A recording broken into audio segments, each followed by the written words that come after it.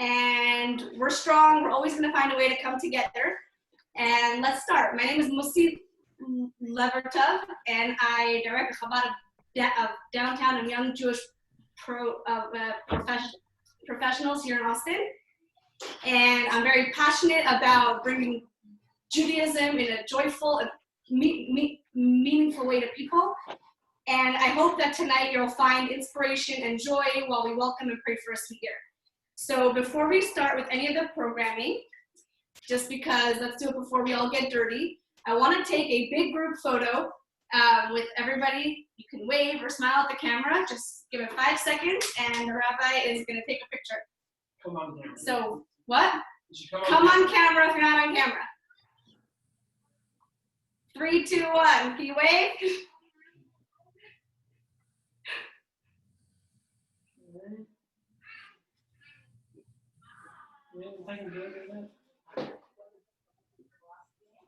Got it? Got one. Got one. You could unmute yourself now and say hi. We'd love to hear you. Hi. Hi. Hi. Hi.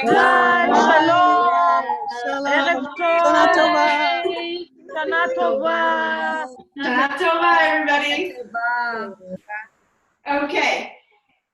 I want to thank our event co-sponsors, Phil and Adam Lowy, for their support. Thank you so, so much.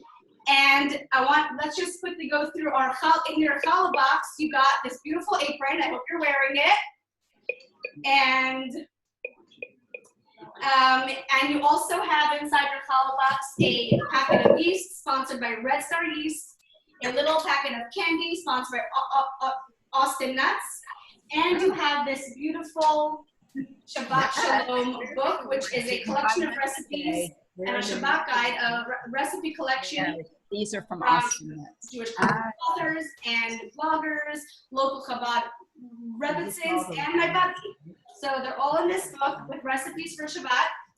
And then you also have 2 papers of tonight's program, which is the program that will be following tonight. So you know what to expect. We have a guest speaker, we have the chauffeur, we have tzedakah, so stay tuned. And you have the recipe that we're using today. The recipe that's in the little book that you got is not the recipe that we're making right now. That recipe calls for 5 pounds of flour. And the reason why I included such a large one is number 1, once you're making challah, make it it's delicious. And number 2 is because the mitzvah of challah can only be done on a minimum amount of flour. And so this recipe that we're making today is not enough for you to make a blessing at home. We're going to have a big dough that I'll make a blessing on here, and together we'll all pray with that blessing. Okay. I got the football game. So let's begin. I'm going to ask Ella Vermont to come up. And she's going to help me. She's going to be making the dough right here on the spot. 15 minutes ago. And the only thing is I'll need is a cup of hot water, please. So the first thing you're going to do is, Ella has her apron on. The first thing you want to do is we're going to start making our challah is take a cup of very warm water and your packet of yeast and your sugar or your honey, 1/3 of a cup, and mix all those 3 things in the bowl. So Ella, you have scissors right here. You can open up your honey. Rabbi, here's a cup of hot.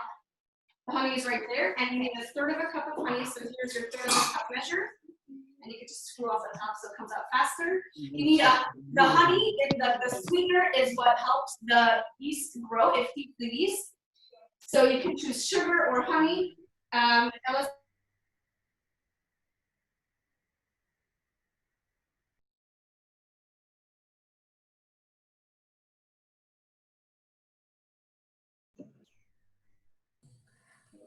You're on mute. You were muted, so Do you hear me? Okay, now you hear me. And give me your Okay. She has her honey in. Next comes her packet of yeast. It's easier with the scissors.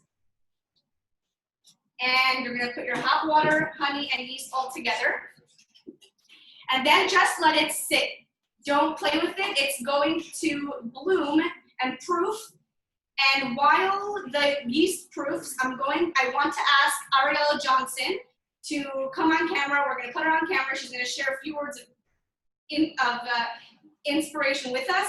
Ariela directs the Chabad Jewish Student Center at UT, and together with her husband, her gorgeous children, they light up the campus with their open home, their Chabad house. So please, Ariela, welcome.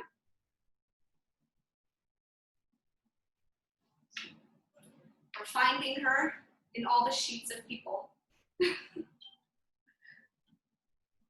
Okay, Ella, meanwhile, you can put your water in there and just give it a stir so the yeast proofs. Stir up the honey with that. There you go. How much honey do you put in? 1 second. Is she on? I just have a quick question. How much honey do you add? 1/3 of a cup of honey or sugar. So it's 1/3 of a cup of your sweetener. Oh, she tried to call me 2 minutes ago. Do you want to call her? Okay. So just don't play with your yeast too much. After you mix it, just let it proof. You'll start seeing bubbles coming up to the top. I'm supposed to stir it. While we wait, so we'll do the next thing first. So I want to ask we'll do a prayer together for health and happiness, a sweet year. I want to ask my daughter Chani to come up, and Levi, who wants. Okay, so you guys are ready to come up and to recite chapter 20 of Tehillim. Yeah, she did not have this one. Now she has it. Okay. Chani will recite chapter 20 of Tehillim. Just let's stay silent and listen. You can go ahead. Loud. To say very, very loud.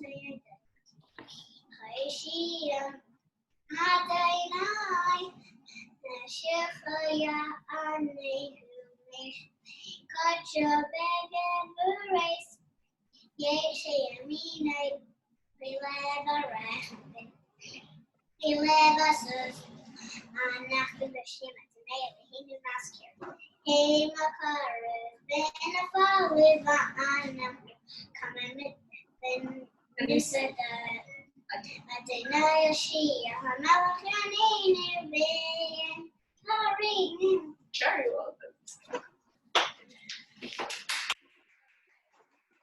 Ariela is on now, so welcome, Ariela. And let's. Are you ready for me? Yeah. Okay. Thank you, Mussy, for asking me to speak, first of all, and thank you to all of you for joining tonight. So I wanted to start off with a quick story. In the year 1988, the Levertov Rebbe had began a campaign for Jewish women and girls to light Shabbat candles. During this campaign, an idea was had to buy an ad in the New York Times newspaper and to post about Jewish women and girls lighting Shabbat candles. And on the bottom right corner of the New York Times front page, there was a small ad for 10 years that read, Jewish women and girls light Shabbat candles 18 minutes before sunset, and it would give you the exact time of the candle lighting for that week.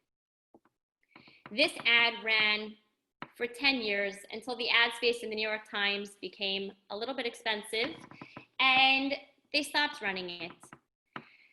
Until on the first day of the new millennium of the year 2000, this ad mysteriously appeared again in the New York Times newspaper. On January 1st, 2000, the New York Times ran a fake front page, and it had headlines like sports are being played on broomsticks and robots demand equality and Cuba becomes part of the United States and so on and so forth. And if you scanned to the bottom of the right-hand corner of that front page, it read, Jewish women and girls will light Shabbat candles 18 minutes before sunset. Why is it that the editor of the New York Times felt that this was an important ad to include in this futuristic front page? Why is it that they felt that this was something that needed to be included? And the answer is very simple. The editor of the New York Times had no idea what was truly going to be taking place in the year 2100 and what type of crazy things were going to be happening. But he did know one thing for certain, and that was that Jewish women and girls were still going to be lighting Shabbat candles. The past 6 months, the world as we know it has been flipped upside down. Everything that we knew became completely different. Our kids were home from schools. We were celebrating Shabbat and holidays by ourselves in our homes. We were celebrating weddings and bar mitzvahs outside in our backyards. But one thing remained a constant for us. One thing remained the same. And that was that every single week, Jewish women and girls were lighting Shabbat candles and ushering in the Shabbat into their homes. Just like the New York Times editor knew that in the year 2100, Jewish women and girls would still be lighting Shabbat candles, so too now it has been something we can rely on week after week. It has truly become, Shabbat these days has truly become an oasis in time.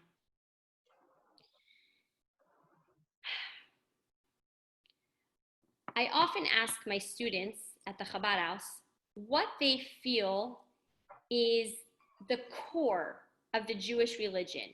What is the nucleus of the whole thing? And some people will tell you Israel, some people will tell you the Kotel, some people will tell you the synagogue, and so on. But when we really peel away the layers of the whole thing, we see that the core of Judaism is the family, is our intimate core families.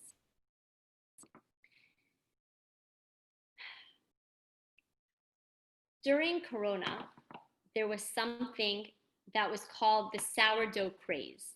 All of a sudden, everyone I knew and everyone surrounding me was baking sourdough. I think Mussy made sourdough. Everybody was making sourdough. Okay, I did not make sourdough. I had a newborn baby, thank God. I was not making sourdough. But everyone was making sourdough and all these different types of breads. Like you couldn't even get yeast in the store because everyone's making dough all of a sudden. Why was it? Why did everyone all of a sudden want to be baking bread? I believe that one of the answers is as follows. God, during these past few months, really gave us a gift. He gave us a gift to stop, to slow down, and to truly introspect within ourselves and within our families. And people were all of a sudden home much more than ever with their families. And I believe a lot of women had this intuition to kind of ground themselves in their families, in their homes. And they did this by baking bread. Bread is something that nurtures us. Bread is something that nourishes us. And so they started baking.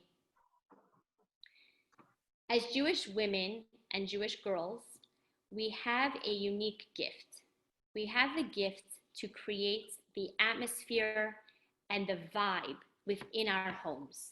The Jewish women are what truly create the whatever home atmosphere you want. Generally it comes from the Jewish women. And a lot of this is done through baking challah.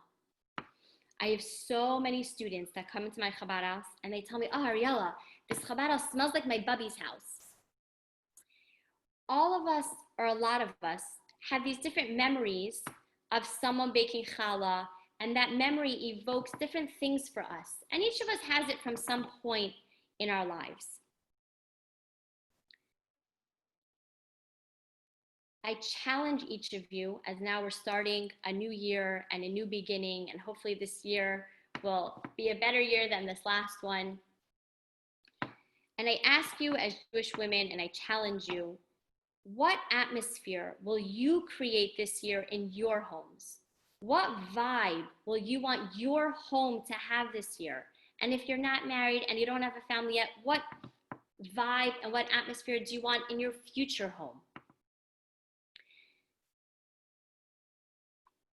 God willing, through all of us continuing, just like the New York Times editor knew that we'd still be lighting Shabbos candles, through us continuing that trend of lighting Shabbos candles, and through us continuing to bake challah like you ladies are tonight, may each of us be blessed with a beautiful year ahead. All of your years should be blessed with, should have only blessings and good health, and each of you should be blessed with only the things that you need and that you want. So Shana Tova to all of you.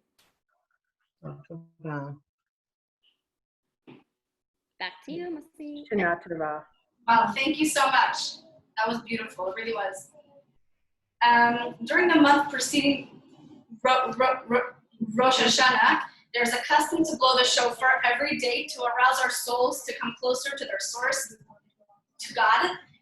I'm going to ask my father-in-law, Rabbi Levertov, who is the longest serving rabbi in Austin and the executive director of Chabad of Austin, to please blow the shofar. Please focus your attention for the sound of the shofar.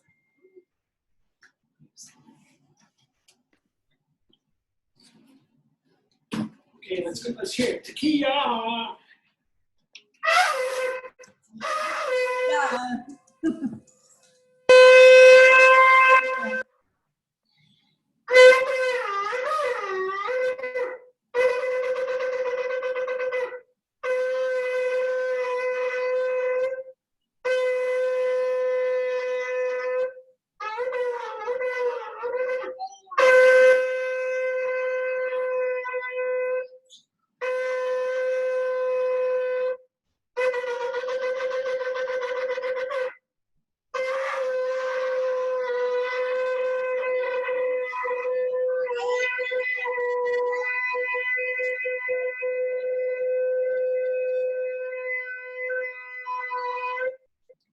Shana Tova. I would like to invite everyone to come hear the sounding of the real shofar, to come. We're going to have many places to hear the shofar. In fact, on our new location on 3500 High Ridge Drive, we're going to have the sounding of the shofar every hour on the hour from 11 o'clock till 3 o'clock on Sunday. That's the second day of the holiday, because the first day of the holiday this year is Shabbat. On Shabbat, we do not sound the shofar. Anyways, may this year, I want to bless everyone, the entire community and everyone, to have a wonderful year. This should be a new year. It should be Pla'ot Ar'enu, Pei Aleph, Tafshin Pei Aleph, and wondrous year, a year that will clear up all our problems, physically, spiritual, and we should have the redemption through Mashiach. Amen. Thank you. Okay, back to our dough. Ella, come back. Okay. Here, we're done with that. Okay. So right now, hopefully on the top of your, what's going on here?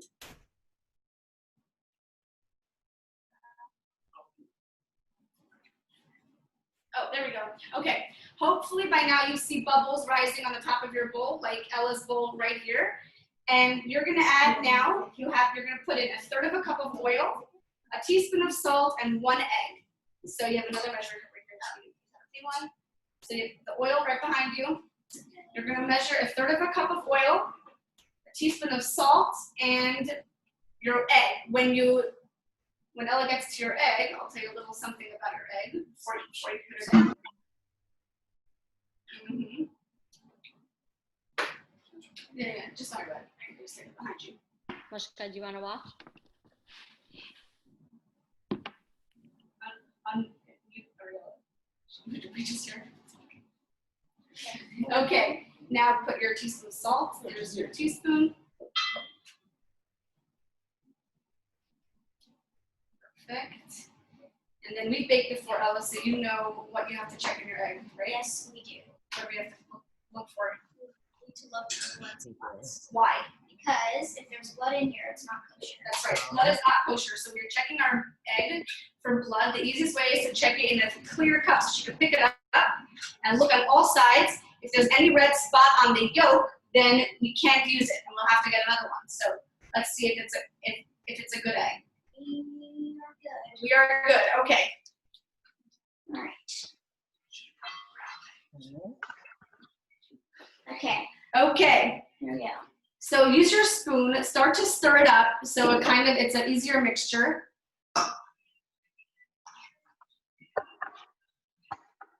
Yeah.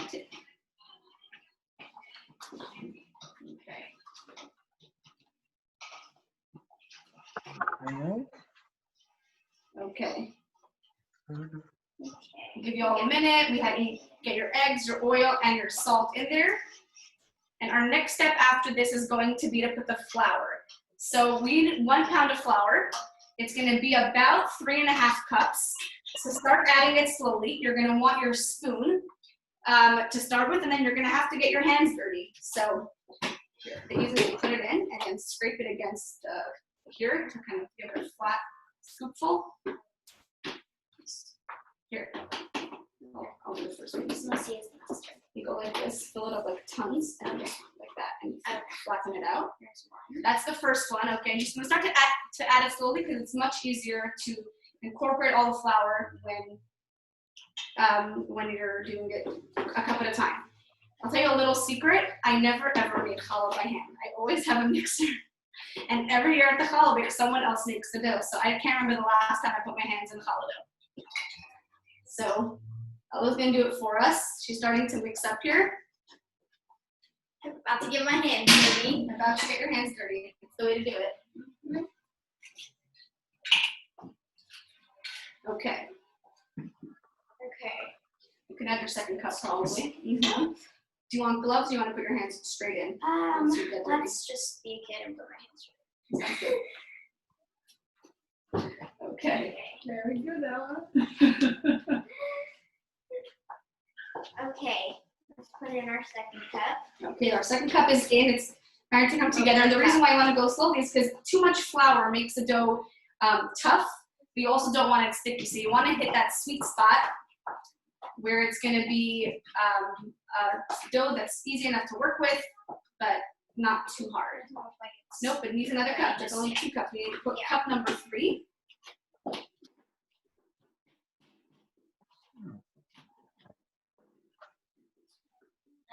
No worries. Take your time. Okay. Not very full. There you go. You got it. You can just add a little more after that. Okay. What I do is I go like that. Bring it to the front. Okay. Nice fingers. There you go. Challah is one of the 3 mitzvahs of a Jewish woman, along with Shabbat candles and mikvah for a married woman. So this is a very meaningful mitzvah to start learning when you're young, and then to keep doing it. Okay. Okay, and at this point, I think Ella has to get her hands inside. It's gonna get harder this way, so use your fingers to scrape that off. And we're gonna start kneading it.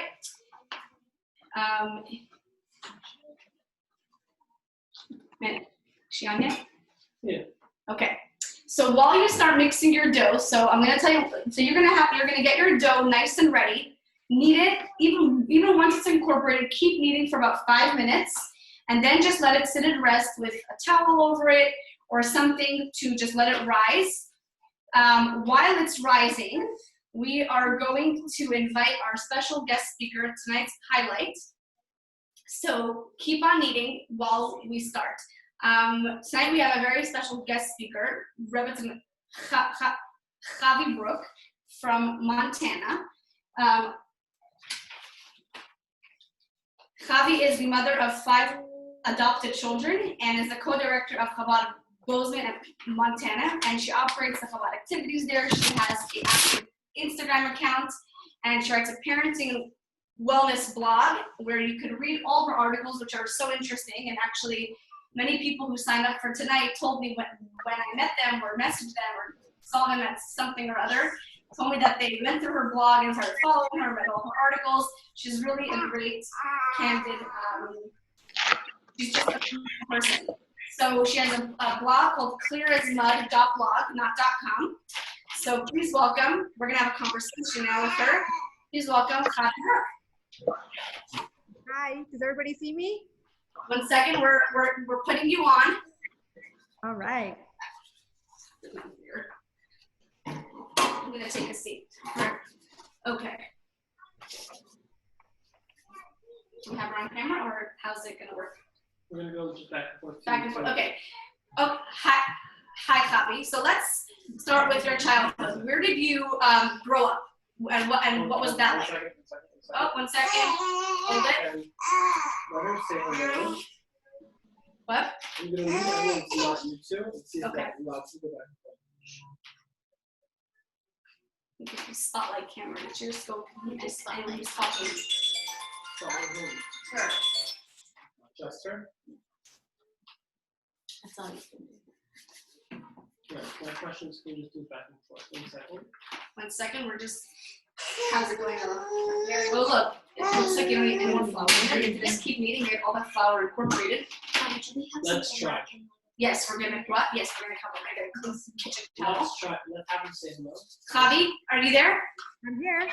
Okay, we're oh there we go. Perfect. Just making sure that we get to see you when you talk. Okay. So let's welcome to our Challah Bake, and let's start with your childhood. I mean, like about your childhood. Where did you grow up? What was that like? Introduce yourself, I guess. Okay, well, thank you so much for having me. My name is Chavie Bruk. I grew up in San Antonio, Texas. My parents moved there when I was 6 months old. My parents started the Chabad house down in San Antonio. So I grew up on shlichus, on being a Chabad emissary my whole life, and I really loved it because I'm doing it today in Montana. And yeah, growing up in Texas was, awesome. I loved it. We had a Jewish day school. I had, friends of all denominations and types, and I went to high school in Chicago and 1 year in Sfat, and that's kind of in a nutshell. Okay, so I guess that answered our question about what's a Hasidic woman doing in Montana. So you're a Chabad shlucha there, and you follow the beautiful path of a shlucha and a Hasidic lifestyle. And after your marriage, you moved there, and then you started the Chabad activities. And then what happened? Your path kind of diverges from the typical journey. It seems like life started kind of veering off very far from what you imagined. Yes, exactly. So as you can imagine, growing up in the observant religious community, and I'm the oldest of 9, and growing up in a big family, that's kind of what I've always expected. What I always wanted was to raise a beautiful family and to have a lot of children. And as being a young, naive young adult, you think that things are going to happen the way that you expect them to, or the way that you always want them to. And so we got married, and obviously, I was expecting to have children, and just everything that I expected to happen without any complications, but that wasn't my path. And to make a long story short, should I go into that, or did you have another question for me? So at what point did you say, okay, let's do this, let's adopt? When did you get that? So basically, it wasn't, we weren't conceiving, I wasn't getting pregnant as was expected. So we started to explore the world of infertility a little bit and go to doctors and start to try to figure out what was going on. And our infertility journey is unique in the sense that it wasn't long and drawn out. It was only a couple years, and it really boiled down to this one procedure of whether it was going to work or it wasn't. And so it was like all our eggs were in one basket. Either this procedure was going to work and we were going to be able to have biological children, or it wasn't going to, and we weren't going to be able to. And so we prepared for this procedure. We had this procedure and it didn't work. And in that moment, we were told that we were never going to have biological children, and it became really clear that this was our life now. And we, it was super devastating, and it took a lot of blood, sweat, and tears, and a lot of work to accept and move through this diagnosis. And then that's when the path of adoption came before us. I told my husband, I said, listen, I'm working on accepting the fact that Hashem doesn't want me to have biological children, but it doesn't mean I can't have a family. And it became my mission and my goal to figure out how to have a family in a different way. And that's when my husband and I, researched all the different options and landed on adoption, which was what we thought was best for our family. And that's when we started that journey. So was it tougher because you and your husband come from a large family? Like, is adoption common in your circles? So adoption is not common at all in our circles. I would say almost non-existent when we started that path. And when we decided that we wanted to adopt, it was really nice to say, okay, we want to adopt it, but then now what? And now we have to figure out, how do we actually make that happen with no support, in the sense of like no guidance, no one has done it before who we knew personally. And it became our mission to figure out like, well, how actually do we get this done? We now know what we want to do, but how do we actually make it happen? Can you share with us the process of the path? I can't imagine that it's an easy process. No, I mean, I always joke, anything worth doing is never easy, right? So, the process really looked like, okay, well, what are the legal steps, right? You can't just go and adopt a baby. You have to go through social services, you have to get a home study, you have to do tons and tons of paperwork and fingerprints and all the legal stuff to even be eligible to be an adoptive parent. And so that's what we started with, and it was really great because it was actionable, it was something that we can do, and we had to make sure that everything was in order, so in case something came our way, we would actually be able to adopt. And so that's what we started with, and then it was about, well, how do we go about this, and where do we start? And so we started to reach out in different communities, and because we have a beautiful network of Chabad Shluchim all over the world, that really was played a huge role in how we built our family. And we put the word out there, and that's really how us and our children found each other, through a lot of mutual wonderful people who helped us along the way. So before we go a little bit more into how your story with each of your children, how did your parents and in-laws react to your plan to adopt? Like when you told them? I'm sure they were involved. Yeah, it wasn't a shock for them. So how was the reaction when that happened? So I always say that we're really lucky and really blessed, because I know it's not like this for everyone, but both of our parents were super supportive. They had to get used to the idea, and they had to wrap their brain around that, and they did that work with themselves. They didn't have to involve us. But they were always just so supportive, and really embraced our decision, and have embraced our children like their own. And it really was like, I don't know, I really couldn't imagine doing it without the support of our family. Like, it's just so much harder when you're doing something and nobody, agrees with you, or everyone's fighting against you. It makes it that much harder. So thank God we had the support, and it really made a huge difference. That's nice. I know that each of your children is like a personal world of itself, a story. Can you share with us a little bit? I guess we'll start with, can you share with us briefly how your first daughter, Chaya, she's not your oldest, but how she came into your family first and she made you parents. Yeah, so like you said, each story needs a book of its own, and there's so many details. But you know, Right? briefly to give you just a little bit of a picture. So Chaya was our first, and she has such a special story and is so unique. She was born in Russia 9 weeks early. She was a preemie. She was 3 pounds. She had many surgeries. She was not in the greatest of health. And so the doctors in Russia really encouraged Chaya's birth mom to bring her to the States for a medical evaluation. And so she did that, and she traveled together with her rabbi in Rebbetzin, one of my husband's close friends, which is all part of the miracle story, right?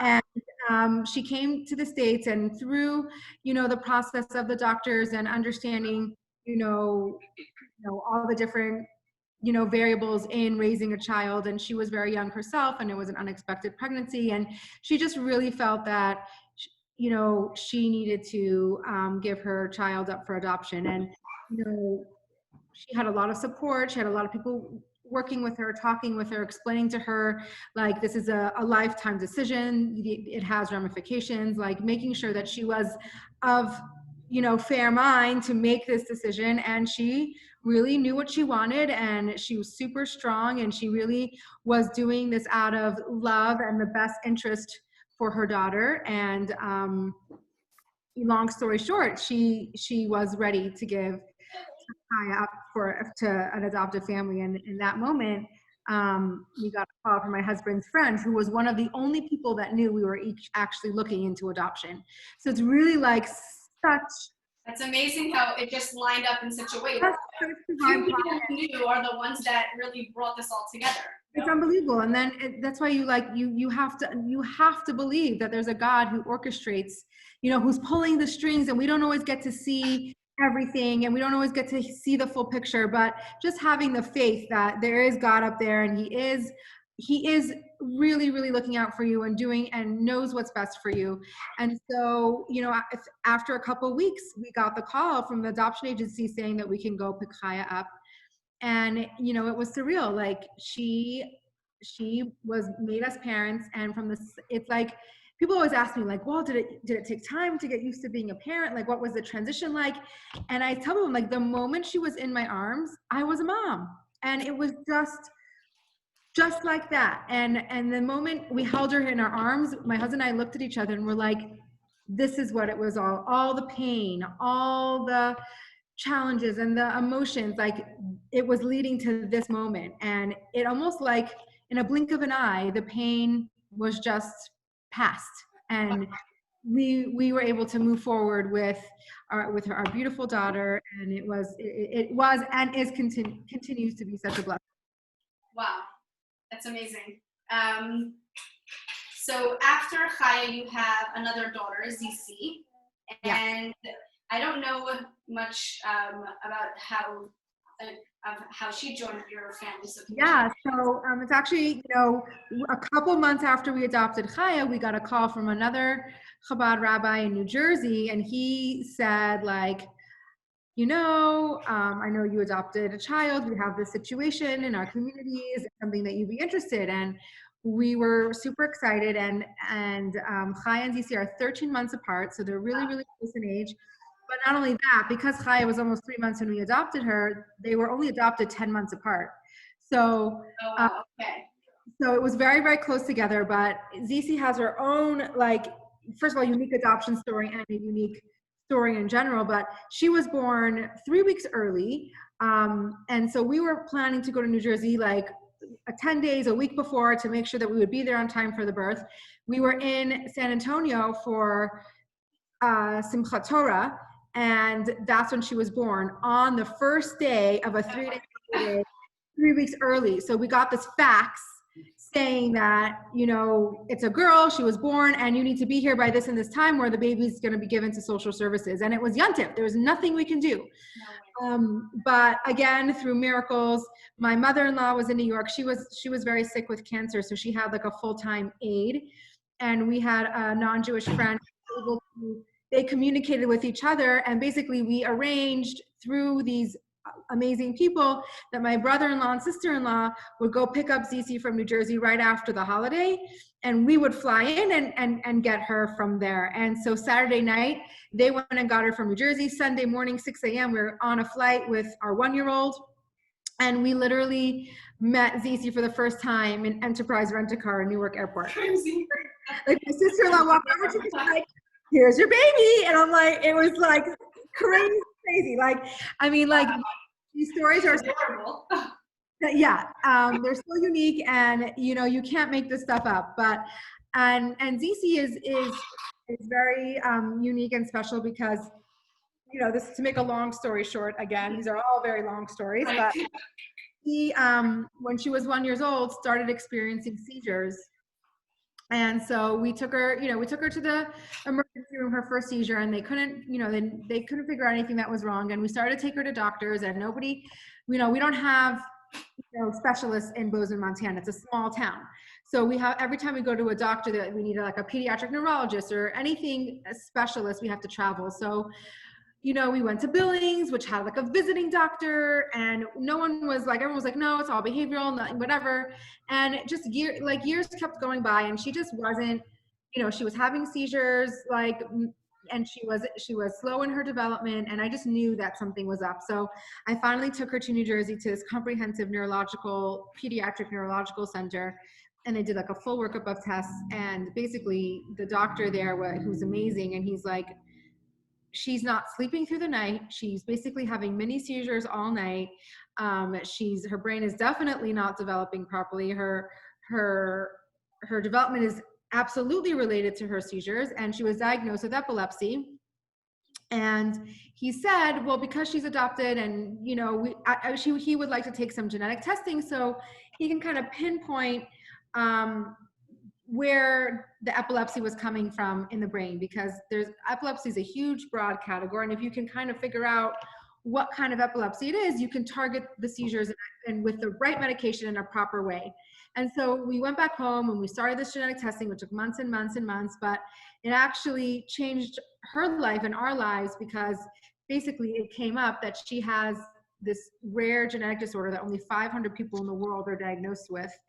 And it's called GLUT1 deficiency. And what it is that she actually doesn't have epilepsy. Epilepsy is a symptom of what she has, which is our glucose is in our blood, and it travels to the brain, and that's what energizes the brain. The glucose from the blood crosses the blood-brain barrier, and then that's how your brain grows, functions through that glucose.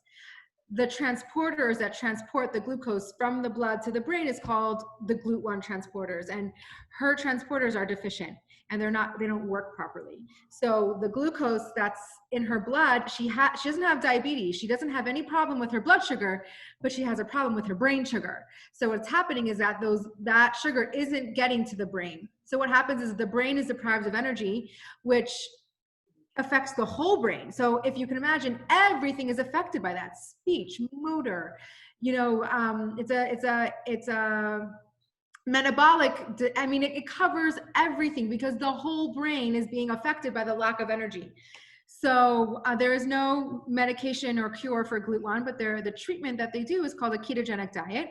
I'm sure a lot of you have heard of ketogenic diet, but this isn't the fad version, it's the medical version, which is a lot more extreme.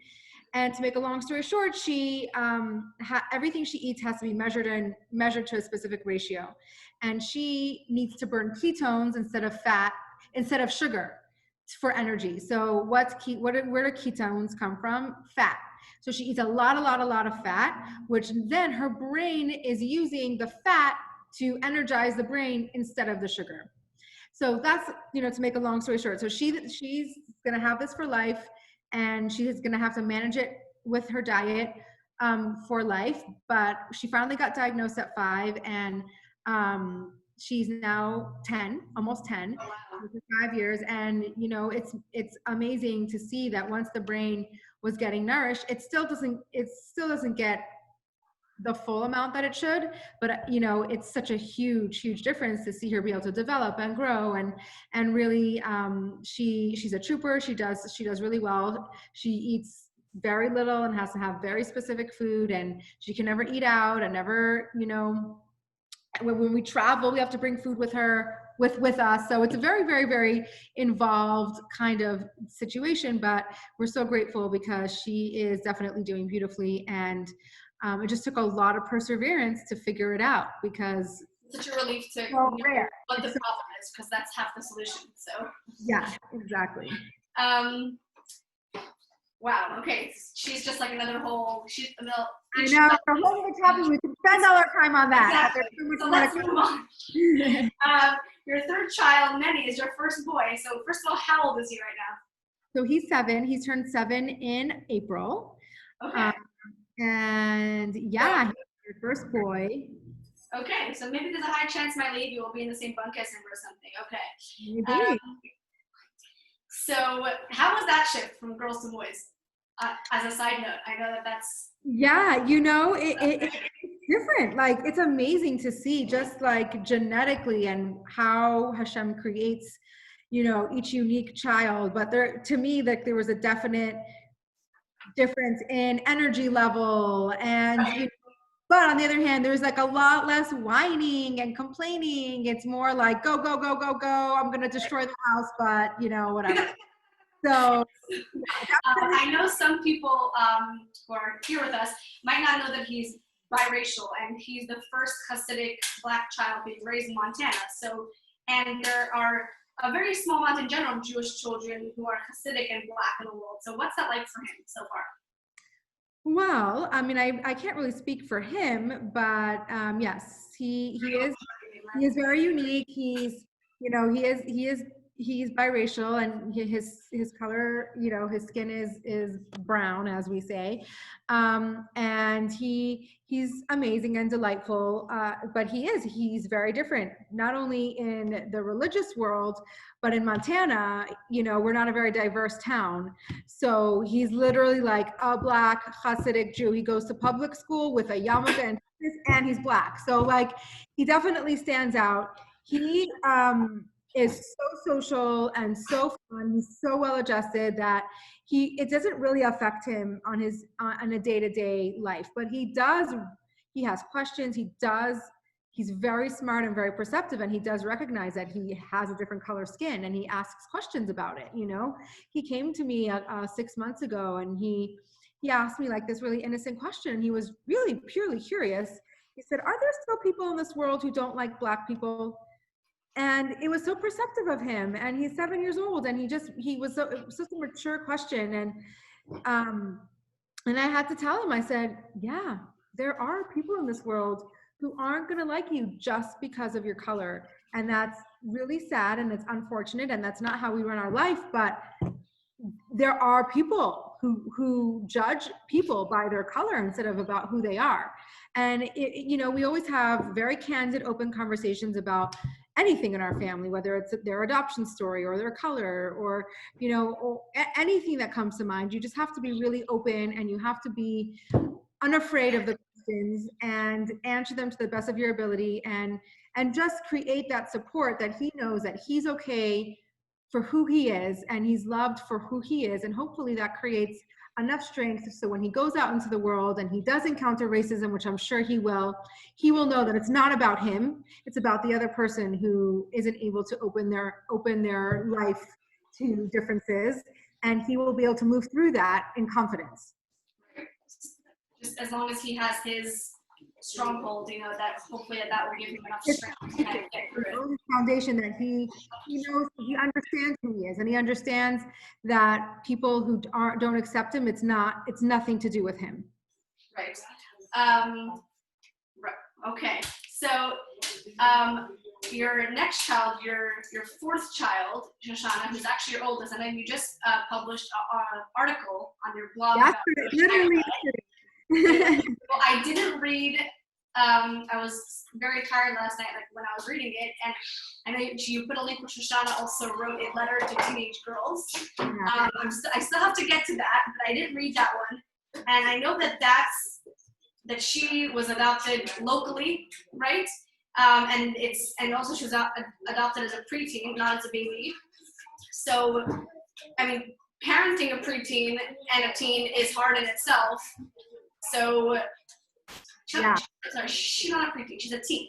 You adopted her as a We adopted her as a preteen. Well, right. Yeah. So raising teenagers is hard on its own. Adopting a teenager at the teenage point in life must be a whole slew of challenges that comes along with that. So. Yeah, it definitely is, very, very different to adopt a already, developed and has a huge previous life, before before she came to your family. That is definitely something completely different than adopting a newborn. And it's a challenge, and it has profound beautiful moments and profound difficult moments, and I think we really, really grew together as a family through this journey, and is continuing to grow because it's always evolving and it's continuing. And she's still 16 and living at home, and so that will, the journey continues. But it is really about understanding that everyone has challenges, and especially from a trauma background, and understanding that how we are open to each other's journey, and how we can support that to the best of our ability, and how we have to learn. These are things that I did not understand and did not know. I had no exposure to it. Why would I know? Someone who struggles so much with so much pain and trauma. Like, I had to really, really open my eyes and my understanding, and read a ton and learn a ton, and really just be there for the journey. And listen, I've made a ton of mistakes, and I hope I continue to grow from them. And I've learned so much as a parent, as a human, right? Just through this journey with Shoshana. And she has brought so much joy, and has an incredible journey. She's beautiful. I love the picture with her horse. That's one. Yeah, she loves horses. She was in a therapeutic boarding school last year that was really, really focuses on equine therapy. So she got to work with mainly two beautiful horses, and it was so healing for her and so beautiful, and it has so much power. And just learning about that, and how there's so many ways to heal, and just the whole process of equine therapy and horses, and how they're so powerful is just. I didn't even know equine therapy was a thing until I read. I know, horses are amazing, and I've always loved them, and to ride them and be with them. But yeah, it's amazing to just use that as a way to heal. Like, I just love. The horses, they feel your energy, and they reflect it back to you. So you can't hide from them. Like, you can pretend you're fine, but they're gonna know, because they feel your energy. They're gonna know you're not fine, and they're gonna push you until you confront what's not fine. Wow. It's beautiful. It really, really is beautiful. And it's been an amazing, journey full of emotional roller coasters. And I just, we just always, we pray and we have faith that God continues to give us the strength to together as a family to grow and learn from each other and respect each other, and continue to evolve as humans. Okay, so you have one more child, your baby. She's adorable. Chanalea, right? Yes. She's so cute. Like, every little video clip you put on your Insta stories, like, she just has the cutest little face, and she's very mischievous also. Tell us a little bit about her. Oh my God. She is like, I made this reference with my kids, and they had no idea what I was talking about, obviously, but I was like, she's like Dennis the Menace, like, she's full on trouble. You cannot take your eyes off of her for a second. Like, I know all 2-year-olds are troubled, but even my siblings, who all have kids that age, they all recognize that she takes it to the next level. But she's 3 years old. She was actually born in Montana locally. Oh, wow. So beautiful story. And she is named after my mother-in-law, who passed away 10 years ago, and it's just that's so special, and she brings us so much joy, and she's like a party, you know. She's always up for fun and up for trouble, and keeps us young by having to run around after her. And she's still 3, so her story is still very young, and I'm sure she will take us on a beautiful journey for herself. But right now she's still a toddler, and we're just enjoying that stage very much. Wow. So I have a few, I guess it's like a group of questions that are related to each other. Is there like a support group for Jewish adoptive parents? Do you know other people like that? Do the kids have resources of support? Do you have a friend in the adoption world? Like, where did you, it's hard. It's like, it's different. Yeah. So Yeah, how do you keep yourself it's strong? great to find people of like mind to have a support group. Support groups were created and exist for a reason, you know, because they really are very helpful.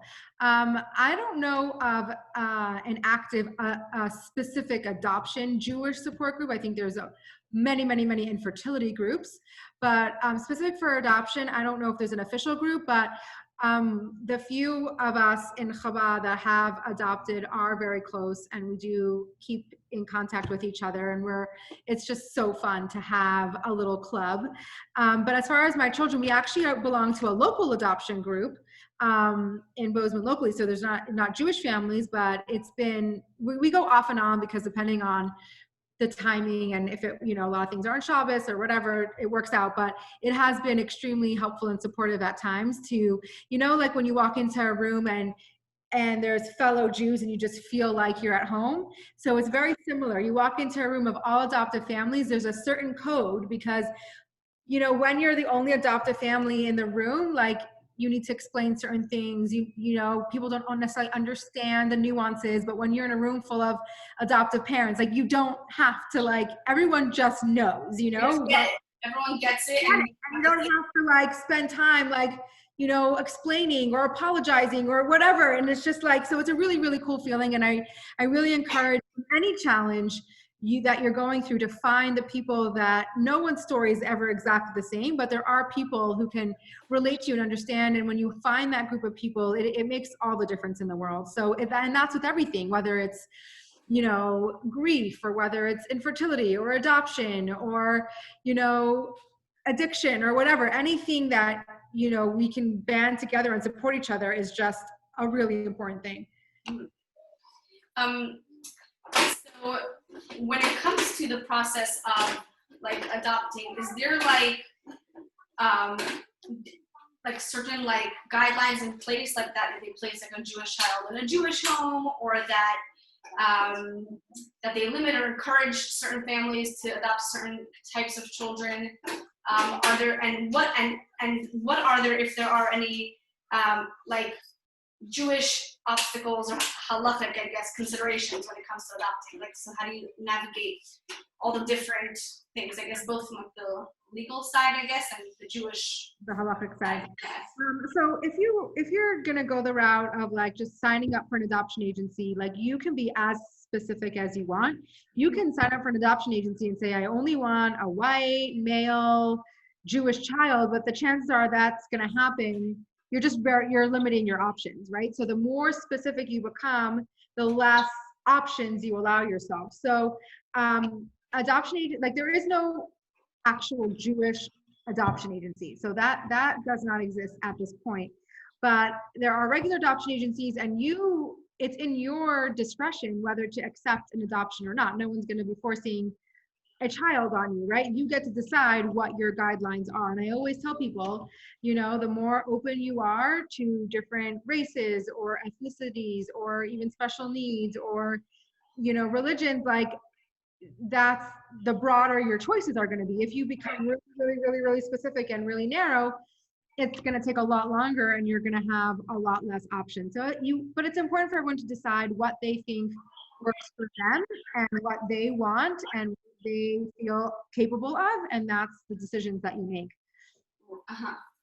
So Some people who have adopted children don't speak about it. I don't know why. Maybe there's a stigma or whatever it is. And you and your husband really became like a voice for adoption. So have others, people in the Jewish community, reached out to you for help? And how did you become this voice of adoption that everyone kind of like? Well, it became just by doing it. I felt very strongly that this is something that doesn't have to be a secret. It's nothing to be ashamed of. Usually secrets equal shame.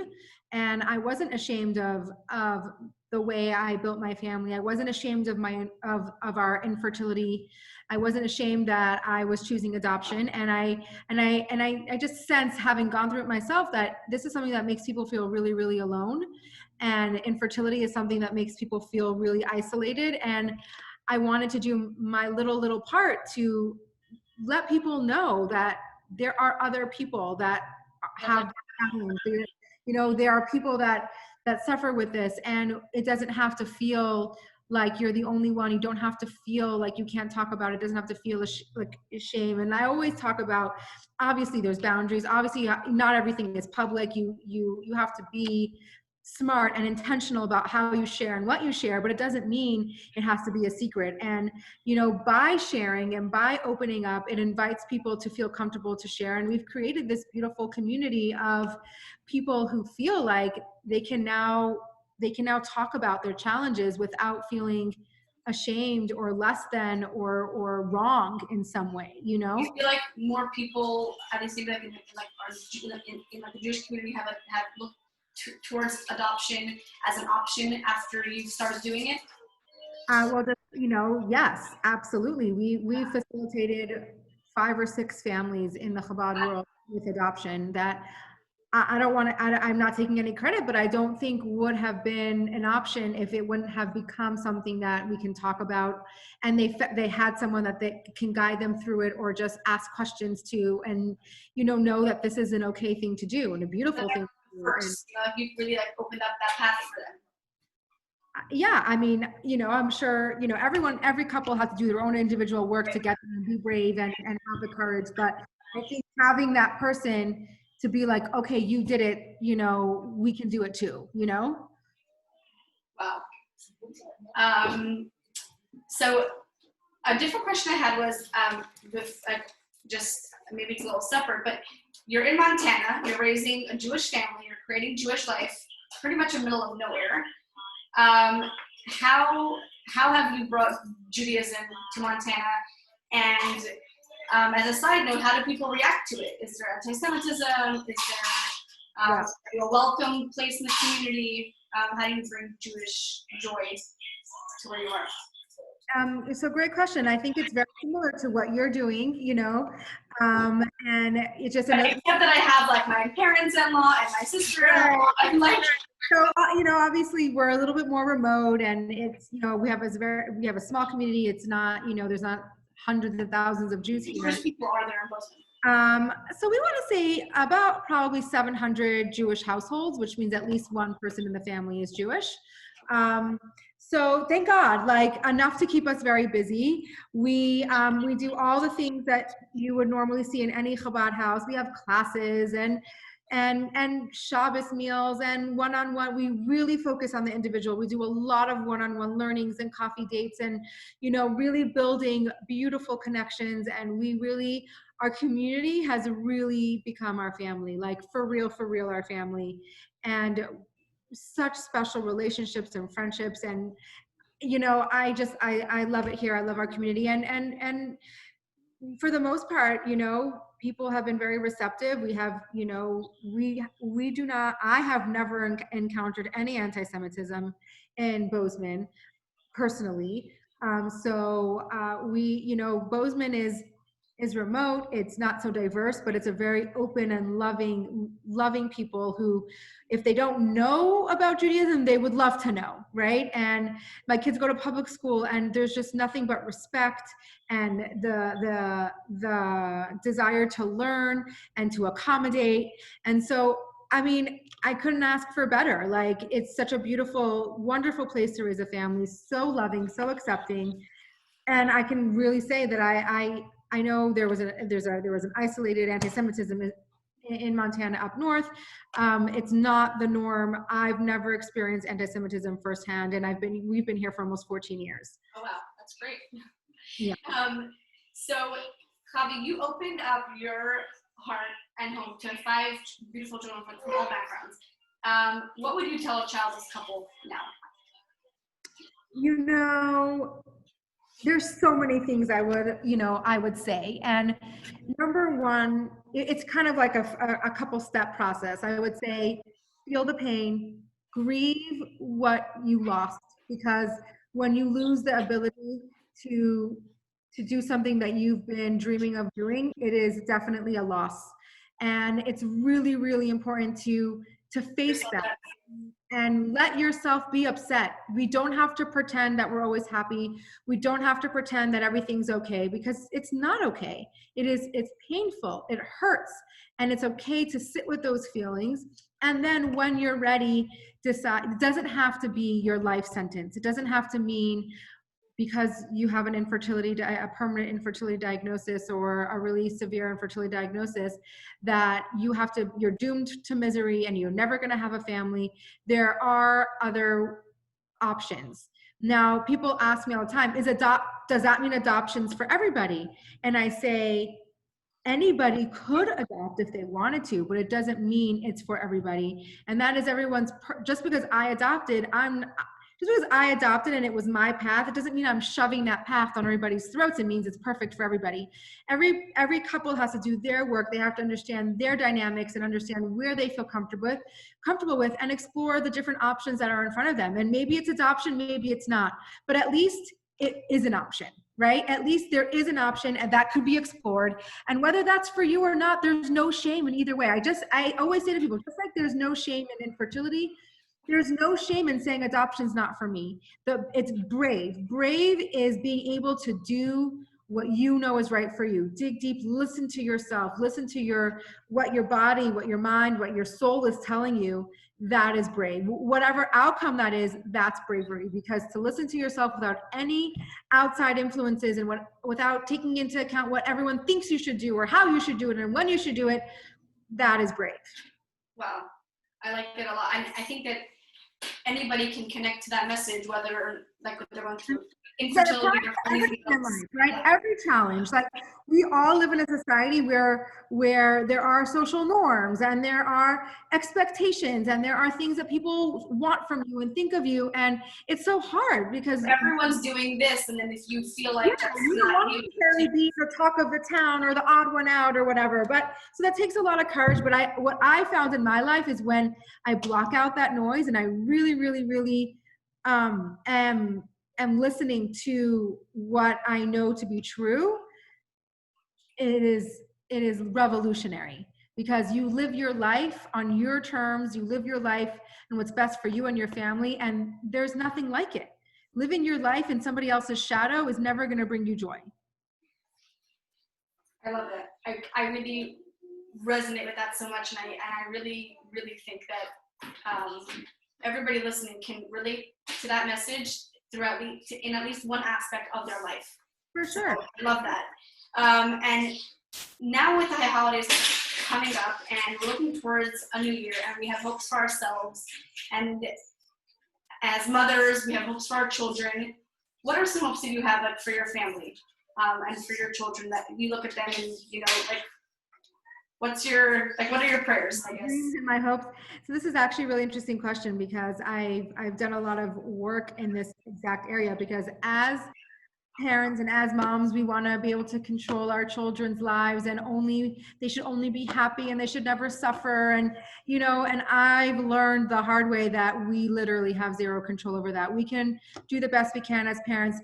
Our job as parents is to provide a safe and loving place for our children to explore and to discover their journey for themselves. And whether that's going to be what you want for them, you're not going to have a choice. So my hopes and dreams are that my children feel safe and feel loved enough to explore their truth and their journey and find what makes them happy, because I think I might know, but I really don't. And it's hard, you know, it's the kids especially nowadays, with COVID and the 6 months being at home and their whole lives being turned upside down, some of my kids are finding that very difficult and are having a hard time finding their place and finding happiness. And I want to just provide it for them and be like, you should just be happy because look at all the things you have.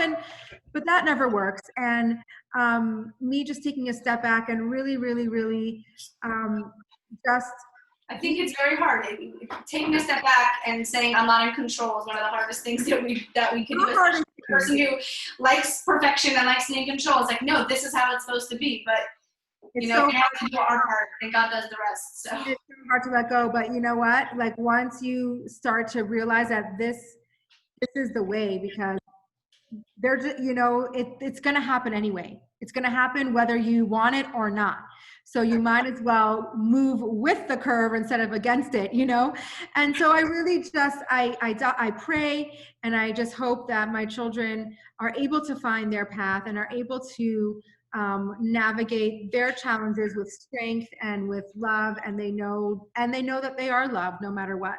I literally just last night was teaching a class, and I mentioned this because we were Tehillim and praying, and the previous Rebbe was once asked how to raise a child, and he answered with Tehillim and with tears, and I think that that's exactly what you're saying. So true. It's basically what you who did you say that? The Rebbe? The previous Rebbe. The previous Rebbe. Basically, I mean, he's basically saying you can't control them. So you just have to pray and cry and just pray that they're going to be okay, right? And that's all we can do. And pray that we're going to be okay because and pray that we're going to be okay and survive it. Sometimes I'm like, I'm not worried about them. I'm worried about me. Exactly. Well, okay. Thank you so much for your time and your insight. I enjoyed this so much, and there's so many things to just ponder about. Yeah, I appreciate it. Thank you so much. Enjoy your challah bake. I'm I'm sure. in Texas. I know, my hometown. I mean, my home state. Home state. I'm Not too far. We're just a stone's throw away. Exactly. It really is. We're neighbors, or we used to be neighbors. I'm not sure if you were on here before, but Ella was helping me to make the dough. Ella, want to come say hi? I think she visited you guys in your Chabad house a couple years ago. Ella, Vermont. Oh my goodness, yes! I knew I recognized you. I'm like, I know this girl. That's amazing. Well, thank you so much for saying hi. I know you guys went on, I follow your mom. I know you went on this RV trip, right? That's it. They're just out there. I love it. Well, thank you so much for saying hi. Come back and visit us in Montana. And it's a beautiful state. It is beautiful. It is beautiful. We are so blessed to live here. And thank you so much for having me. Everyone should have a happy and healthy, sweet new year. Thank you. And, it should be with only revealed good and all the blessings. Shana tova to you too. Toda raba. Thank you so much. Thank you. All right, I'm going to sign off. Thank you. Okay. Wow. That was beautiful. We're going to continue with our challah, uncover it. Let's see what it's up to. Wow. And Ella's challah here doubled in size almost. And we're going to do now the mitzvah of challah on our big batch of dough that we have. So you could take this to the other table or the counter where you can grate it, and because we're going to use this dough now. And we keep a charity box in our kitchen at all times, so that right before I cook, we drop a few coins to tzedakah. So I'm going to ask my daughter, Carol, to come up here and give some tzedakah before we do the mitzvah of taking challah. Go ahead. Shalom, put tzedakah? Yeah. Okay.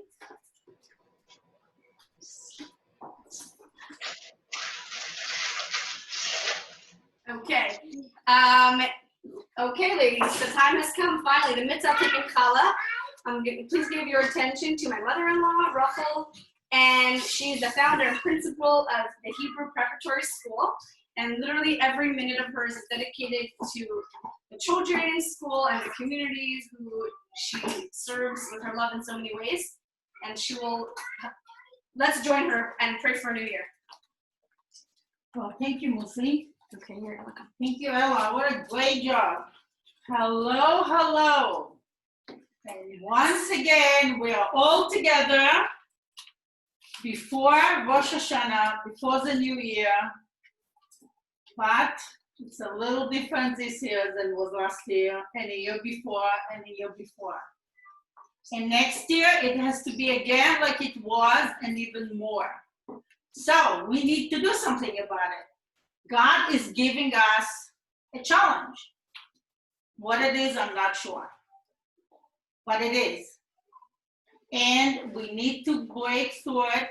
And we need, as Jewish women, we can do it. We can break through whatever barriers we need to break through to finish with everything that God gave us this year that was not good, not welcomed. He didn't ask us, and we are not happy about it. No, we are not, and we have to tell it to him. We are not happy. We are going to do everything in our power to get better, to make it better, but he ultimately has to do it. So just like the Jewish women was a big part of going out of Egypt, the same is today. We have to do it, and we can do it. And we know, and we talked about it before, there are 3 big mitzvot that are in the Torah that were specifically given to the woman. It's not that the men are not part of it, but the women are all kind of like took charge of it. One is challah, when we make challah, and another one is family purity, and one more is candle lighting. I want to talk about it a little bit. Ariela Johnson spoke beautifully about it. I just want to say that candle lighting time, just like challah time, is a time where we stand in front of God and we can pray and we can ask for everything we want. Now, because times are dark today and we want to break through it, I'm asking each and every one of you for this Friday and on. And if you're a young girl, not married yet, take 1 candle. If you're married, do please 2 candles. And let's start this Friday before sunset, light Shabbat candles. Just like it's a physical light, it brings light into a dark room physically, spiritually, even though we don't see it. We bring down light into the world. Can you imagine millions of girls and women light Shabbat candles? You know what it can do into the world? You know what it can do to God? He's actually going to say, hey, they are protesting. They are bringing down light. Okay, let's finish with everything bad and let's give them a good, sweet year. It's in our hands, mine and yours. So let's do it. And as tomorrow, we are going to light the Shabbat candles and ask for everything we want. And you can even ask for a doll. You can ask for a nice car. It's okay. God can give us that too. Whatever is created in this world is for us to enjoy. If you want $1 million, go ahead and ask for it. It's okay. But let's also ask for being good and nice to other people. Let's ask for a good heart and help somebody else. Let's ask for when we hear that somebody is hurting, help him. Give him some food. Let's ask that we should have a good heart. We should do also good things. And also God should give us whatever we need. So now, one of the mitzvot is making challah. We take a piece of the challah and we say a blessing. And then we ask, and each one of you add more and more. But we ask for a good year, for a healthy year, For a year that is going to be no more corona. For a year that we are all going to be healthy, wealthy, nice to our friends, nice to our neighbors. Call our grandmother once a week and wish her Shabbat Shalom. Call a friend that we didn't talk for a year and make her feel good. Make this phone call to somebody that we know that will be very happy to hear from us. Say hello with a smile to the person that is standing in front of us in the grocery store. Do you know what a smile can do to another person? A lot. Try it. You'll see. If you go around the whole day smiling, you'll see how many people will smile back to you. Let's make the world a lot better than it was before. There was a purpose for this corona. I don't know the purpose, but let's show God that we got it. We are going to be much nicer to each and every one. And we can do it. We women, let's do it. I'll say the blessing, everybody answer amen, and let's pray. Baruch atah Adonai Eloheinu melech haolam, asher קידשנו במצוותיו וציוונו להפריש חלה. Amen. I'll all pray. Do chala. And we are going to raise the chala, not me. I'll give it over to somebody else that will do it much nicer. Okay, thank you. We're gonna braid the challah. Your recipe is going to yield about 2 medium challahs. I'm gonna move the bowl and the camera will shift to my counter, and I'm gonna show you I'll demonstrate 3 types. I'm gonna demonstrate to you a round braided challah, little challah rolls that are perfect for school lunches. That's what every Thursday I make them for my kids on Friday for lunch, and how to make a 6 braided traditional challah loaf. So you can choose to follow along, do your own thing. I'm gonna move here, and Mindy, you can move the camera and focus it. Okay.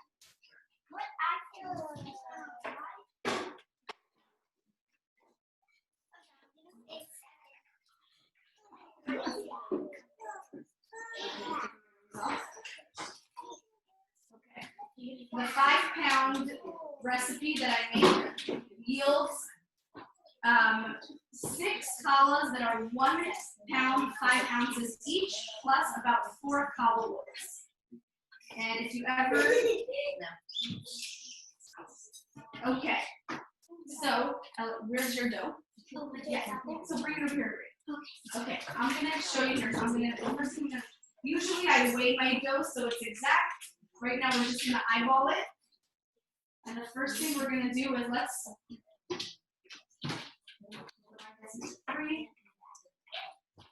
6 pieces so that we have 6 loaves.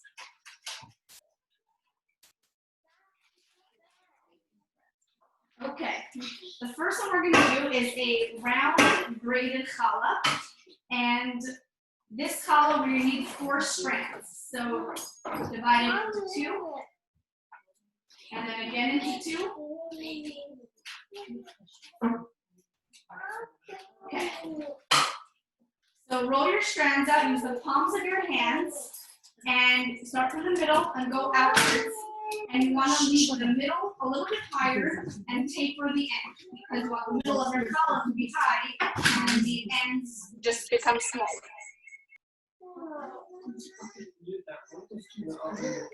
Okay. All right. Set? Are you good? Okay. So you make your strands. I have 1. It used to take me forever to make a strand because I just, whatever, but you practice and you learn. I use oil on my surface and not flour because flour makes your dough tougher and oil just makes it fluffier and shinier. So once you have your 4 strands, they don't have to be perfect. You're gonna make 2 going this way, and then you're gonna make like a tic-tac-toe board, but you're gonna make over 1 and under 1. And the other one's gonna be the opposite. You're gonna do over and under. Do you see it? Sorry, I didn't realize I was so close to the edge of the counter. There you go. And then you're gonna start with one that's underneath and go to the one next to it and go over and take this one and go over, over, and over. And now with this one right here, let's go the opposite. Let's go over this way, over this way, over, and over. And then again, 1, 2, 3, and 4. When you get to this part, you just take the opposite ends and twist them, pinch them together, and tuck it under the challah. And there you have a beautiful, round, braided challah. And I'll tell you afterwards how I brush my challah. There's other options aside from egg, and that can taste a little different. So that's your braided challah. Should I show each one twice or just? Yeah, okay, so let's do it one more time. Okay, Sean, do you want to stand near me? Stand here. Go on the chair. Okay, so we need 4 strands. I have 1,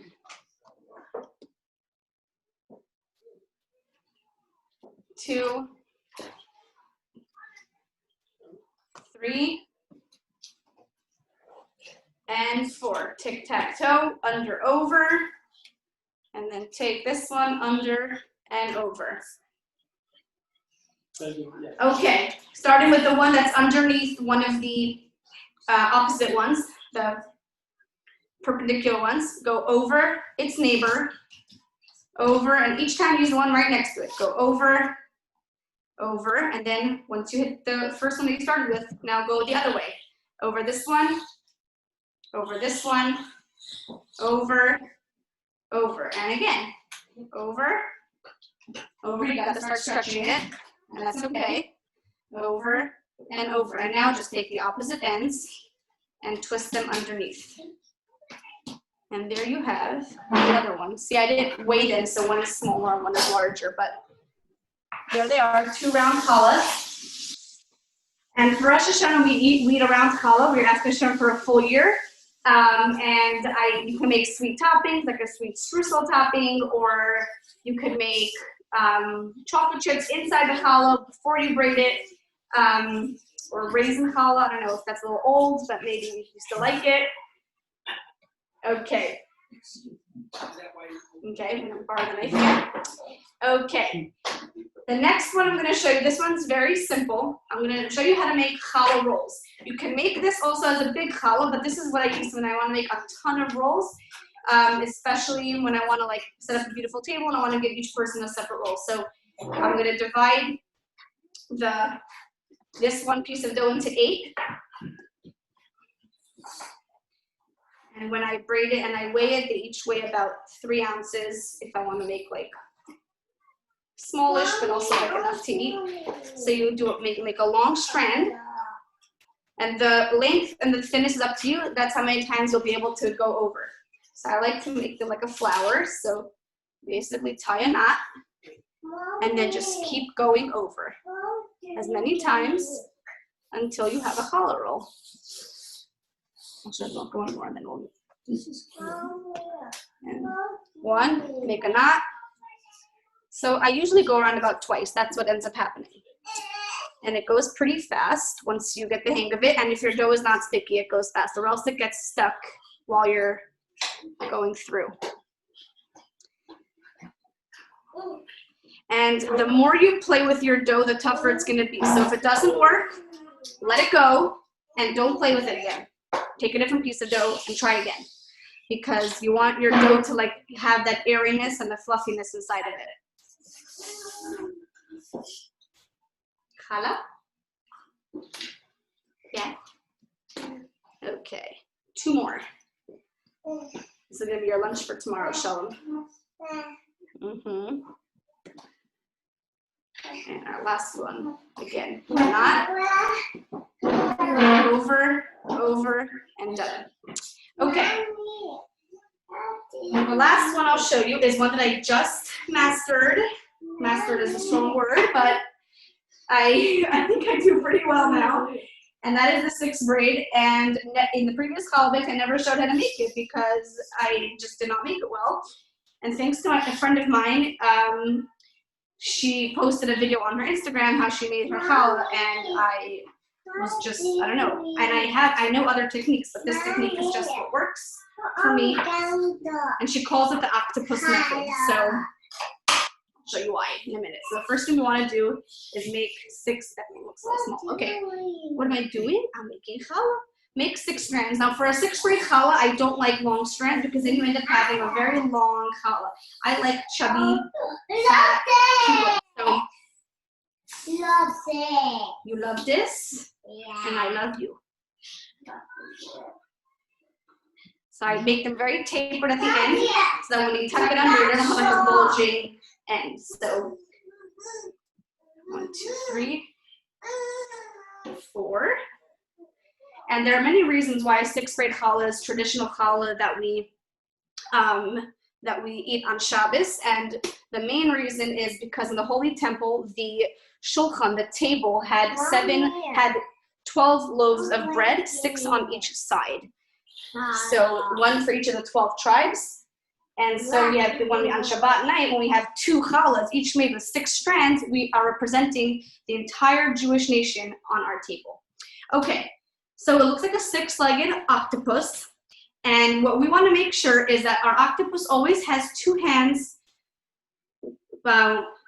pointing upwards. Maybe it's praying, I don't know. So you take one, and you take another one. Always the 2 outside ones are going to go up.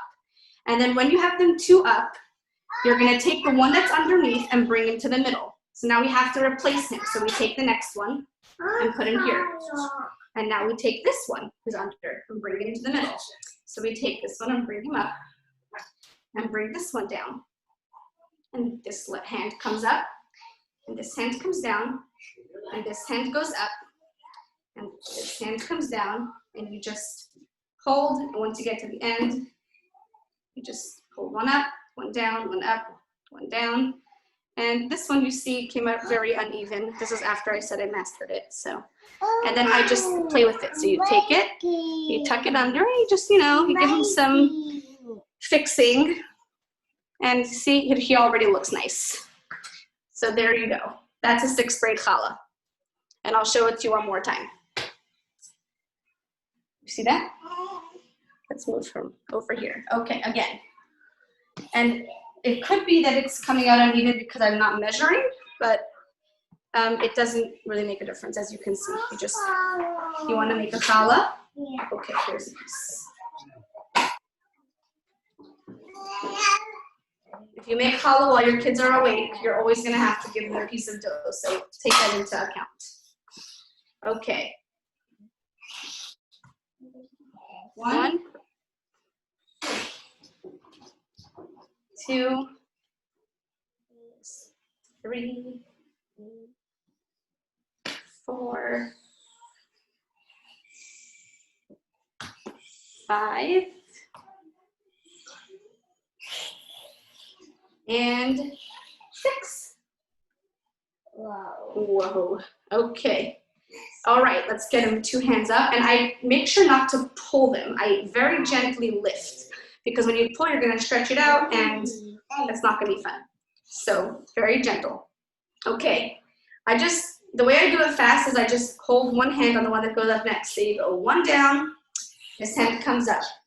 This hand comes down, this hand comes up.